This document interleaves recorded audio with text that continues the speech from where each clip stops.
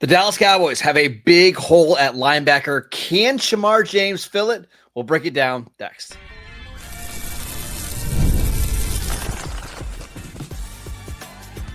You are Locked On Cowboys, your daily Dallas Cowboys podcast. Part of the Locked On Podcast Network, your team every day.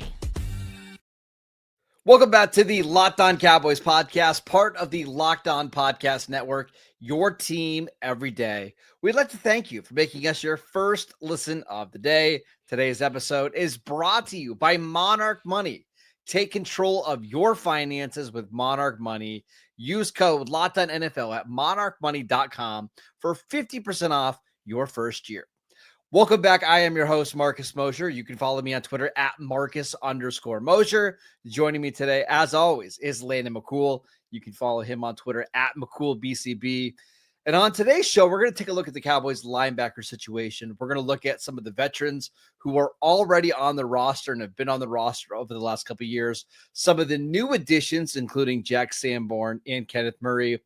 But Lana, let's start with the Cowboys' fifth-round pick, Shemar James, in the 2025 NFL Draft. They actually traded up for James in the fifth round. It's only their third trade up since 2016. So clearly somebody liked him. What did you see from his tape? Yeah. It's kind of interesting too, because not necessarily a guy that I would peg for being kind of an Eberflus linebacker. A little bit undersized, and the testing wasn't quite what you expect. But to be fair, it does feel like when you watch him on tape, the testing doesn't quite jive necessarily with the athlete that you see on film. I just saw a guy that was, just an excellent downhill linebacker, right? Just really aggressive and physical when engaging blockers. He has a lot of flexibility to kind of contort his body. So, when he sees it correctly, he's able to pull the trigger and come downhill to make the tackle. Or if he's a blitzer and he's being sent through the A or B gap to come downhill to attack a quarterback, he does a really good job of getting downhill quickly, of being able to navigate around blocks. You see it a lot. He almost kind of works around the edge of like guards and centers like a pass rusher, right? You would see going around the offensive tackle, just being able to kind of dip and dive underneath guys to get around them, to get in the backfield to make tackles. Which is, it's really interesting that they went out and got, I don't want to call him a blitzing linebacker because he does, but I kind of think that's what he does the best, right? Yeah, absolutely. And in Matt Eberflus defense, linebackers just don't blitz all that often. We were talking about this last week where Matt Eberflus has like one of the lowest blitz rates in the NFL. And when he does blitz, it's generally a slot corner that's coming off the edge. So the fact that they targeted James is fascinating to me. Yeah, I do think there's something to the idea. I mean, obviously, we'll talk about it a little bit later. I mean, the special teams aspect is clearly the thing that's the cherry on top with him a little bit. I mean, he was he has a lot and a wide variety and a breadth and depth of special teams experience. I think he played all four major special teams units at one point and was very good at them. So that's clearly part of this. But at the same time, you're not wrong, right? Like, he is kind of an undersized, slightly downhill linebacker. I mean, we've talked about these types before in a lot of different forums, right? So you see these guys before. And the other thing that I was going to bring on is that I've read a lot of reports of this kid. Some people have described it as vision issues. Some people have described it as instinct issues. To me, I think his vision and his instincts are okay. I think the issue is that his initial movement is fine. Like, he sees things, he reads his initial cue fine. He starts to come downhill a little bit.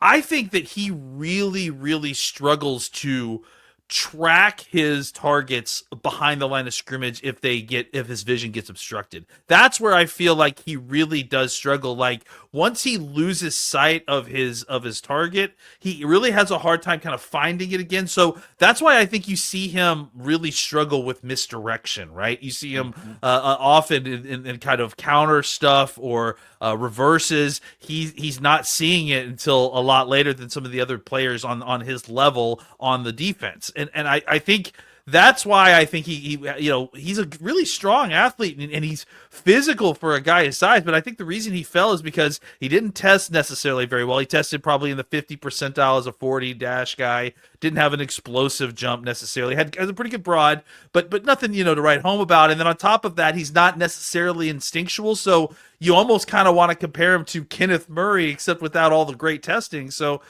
I think that they can get more out of this guy, right? And I think part of what we need to remember of this whole episode when we're talking about a lot of these guys is that Eberflus is a excellent linebacker coach himself, and that a lot of these guys you're hoping are going to get coached up a little bit by Eberflus. So maybe that's what's going on here. But honestly, I think to me, this guy is a special teamer this year who, if he gets on the field, it's because some people got injured. I think he's not going to get you killed, but he's not going to be a plus player this year. So we project him as more of a weak side linebacker, I would assume, in the NFL, right?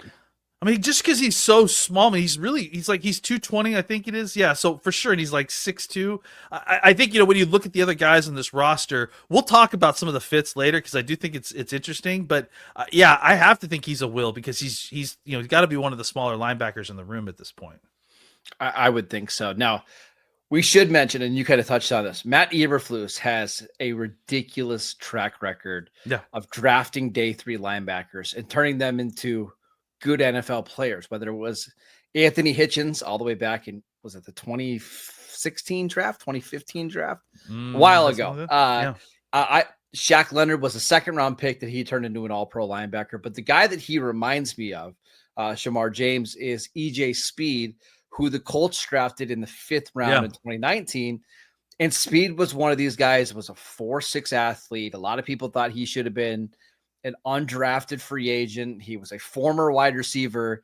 And then Eberflus turns him into like a 150 tackle guy every single year. Now, I don't think he's going to be like a dominant NFL linebacker. But when you've got that high of character, he was a team captain at Florida. He played 3 years there.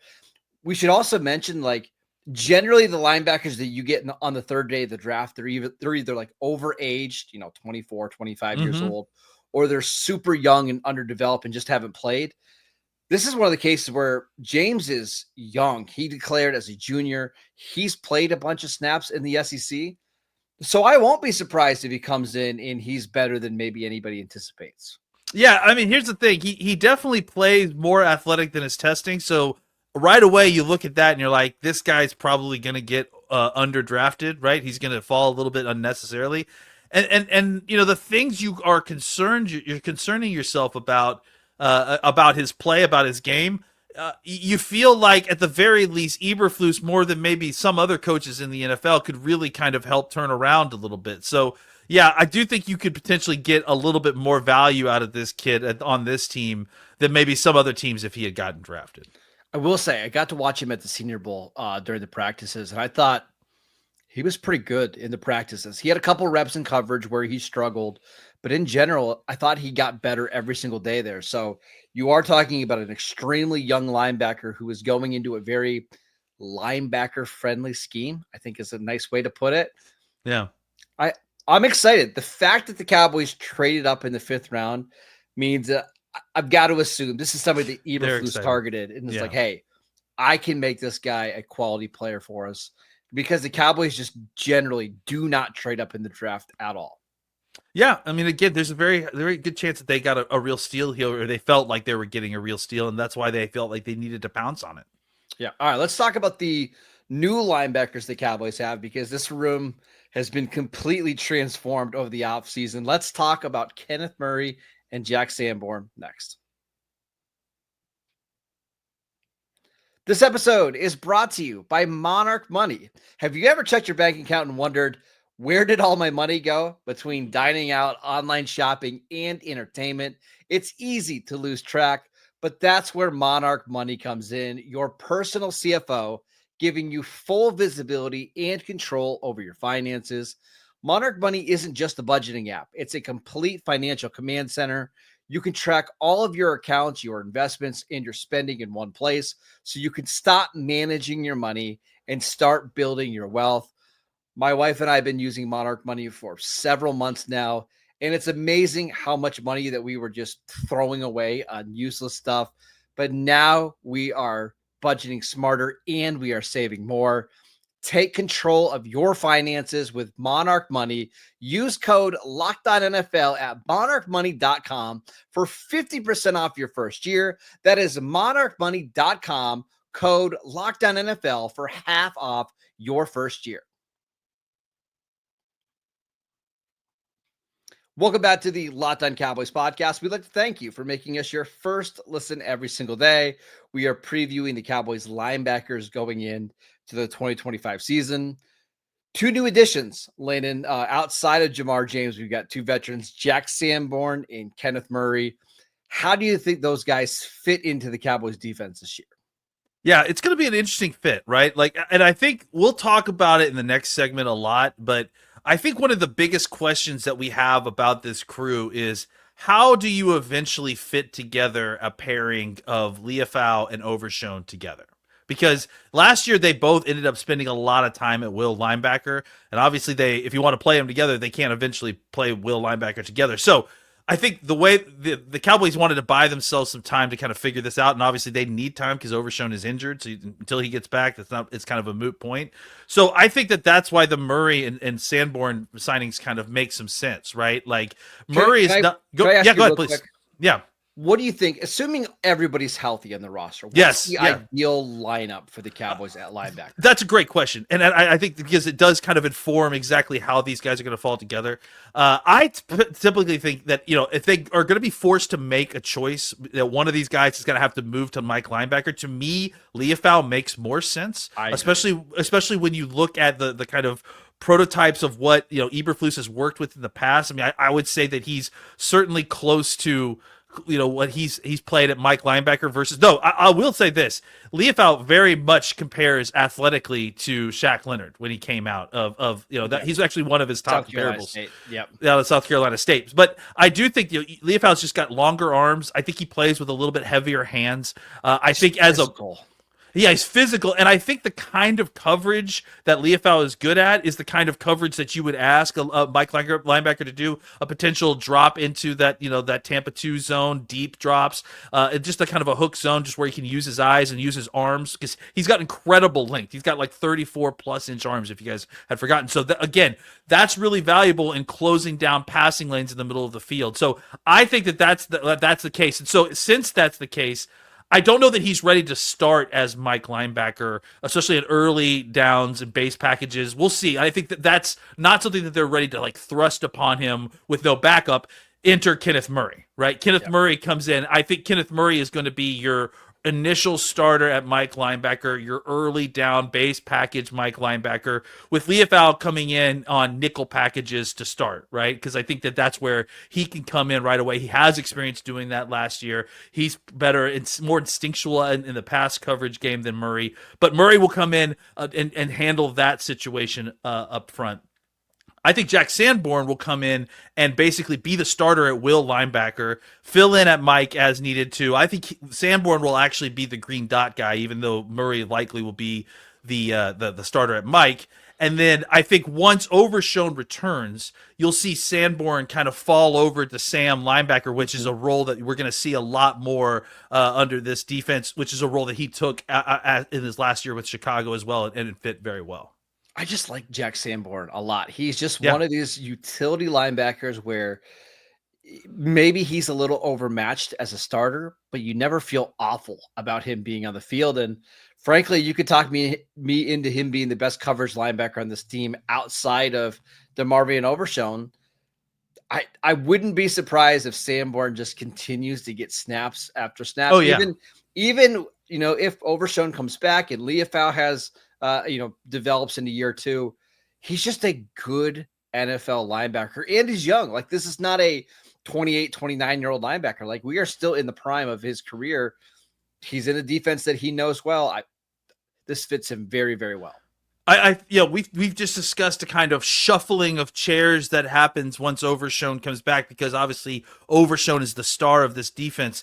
I think that it's Murray, not Sanborn, who will be the one who takes a step back in his role when Overshown returns. I think, if anything, Sanborn will, who was actually in Overshown's role previously, will just, his role will change, right? Is back to being more of a Sam linebacker, whereas it's actually Murray whose snaps will decrease as the season goes on, as Leofau takes more of his Mike snaps, and as Overshown comes back and to continue to take more of his Will snaps. Kenneth Murray is puzzling to me because I've not seen a great NFL player so far in his career, but one of the things he does really well is blitz. He is a downhill linebacker that is at his best when he's just going after the quarterback. But yet again, Matt Eberflus does not blitz his linebackers unless he's planning on changing his scheme up, and maybe he is. I wouldn't be surprised. It's an interesting fit in the defense. Well, I'll tell you what, listen, in Chicago, he didn't do very much of this, but in Indianapolis, we saw some of that mug defense that Zimmer liked to run. Yeah, certainly more of it. So maybe there's a transition back into that, just because there's a level of familiarity with a lot of these guys. So, I wouldn't be shocked if we saw more blitzing, maybe even on early downs, like run blitzing and that sort of thing, just to kind of, dictate a little bit more what's happening on early downs and try to get these guys in disadvantageous positions. Before we get to the returning starters and their fit with Matt Eberflus, I did want to ask you about some outside veterans, because I saw a couple tweets over the weekend that, hey, Eric Kendricks is healthy. He wants to play. Is that somebody that you would bring back after a pretty decent 2024 season with Dallas? Well, I think we've talked about this before. Linebacker is the position that we feel like is most analogous to running back, right? Where you're in a car crash, most of these snaps, right? So I don't know that you need to rush out and sign a Kendricks. I mean, there's an opportunity if there's an injury that, yeah, sure, it makes a ton of sense for him to come in, and if someone gets hurt, if Murray goes down with an injury or Sanborn, something happens to one of those guys, bring him in to kind of fill one of those roles, absolutely. But I think right now you kind of have to see what you've got in Leofau. You kind of have to see how Clark fits into this situations. I know that everyone's kind of written him off, but I think that Clark's another guy who needs a second look with this group. And if it's not working, there's going to be a couple of different veteran guys that'll be available on the street. It just feels like Eberflus. You just look at the linebackers they've signed and the ones they drafted. They want guys with maybe some more athleticism, quick twitch. And I love Eric Kendricks. I thought he was a very good starting linebacker for Dallas last year, and I still think he's got something left. I just wonder if Eberflus feels like they need a little bit more juice at that position. It's like let's try this first, right? Let's see what these guys got, and if they look like they're handling it, man, we don't need to pick up that call. Let's go with the faster guys. Yeah. All right, let's talk about the guys that are currently on the Dallas Cowboys roster, including DeMarvion Overshown. We will get to that next.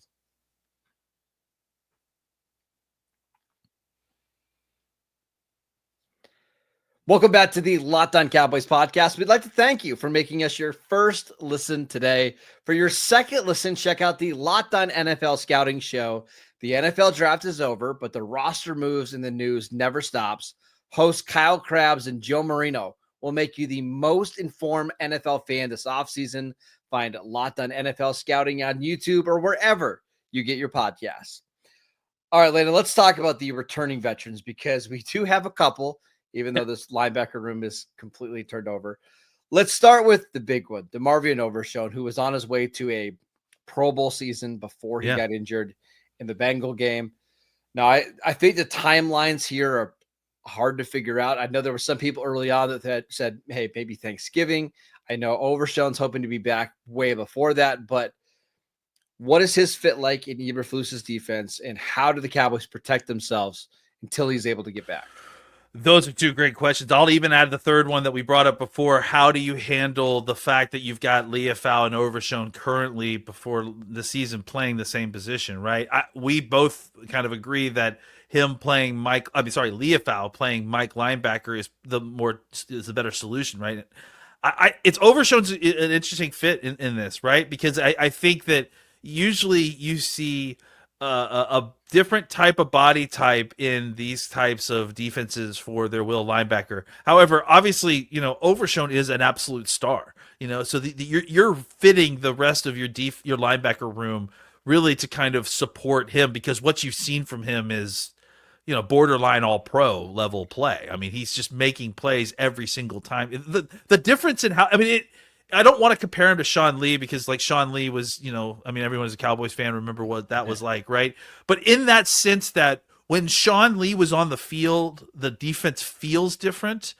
I think Overshown has some of that, right? Where it feels like there's the physicality is up a notch. The athleticism, your entire athleticism feels different with him on the field in a way that's just he force multiplies his Parson, right? Like it's like Yeah. somehow he force multiplies Parson. Like yeah. So it's nuts. But here's the problem that I have a little bit is, first of all, will Overshown ever get back to the player that we saw last year, coming off of a multi-ligament knee injury? And if he does, how long is it going to take him? Because let's say it's a 12-month, thing. Overshown got injured like almost on Christmas last year.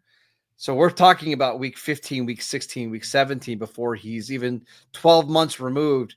Can you even base anything around that timeline, or do you just have to just imagine that he's not part of the equation at all? No, it's a good question, right? It's like at what point does he become a factor worth planning for, or is he just a surprise that you open up? See, that's kind of the way I wish they would go about it, because I don't want Overshown to feel like there's a lot of pressure to rush him back onto the field. Agreed. I would rather him be fully healthy for 2026 and beyond than to get a 55% Overshown and risk injury again. Fair. I think that's totally fair too. I think a lot of the, this is going to be based on the timeline of his recovery and how he's doing. So I agree that, he shouldn't, push himself to the point where they're risking re-injury to get him back. And the Cowboys shouldn't put themselves in a position where they're feeling like that, by their play or by their actions, that they're implying that Overshown needs to get back or that they're, in trouble. So I tend to think that they have done enough right now to kind of feel like without Overshown that you've got three guys who are probably, starter worthy level NFL linebackers, right? And then Clark maybe, if you feel like he comes in and can provide, decent backup play.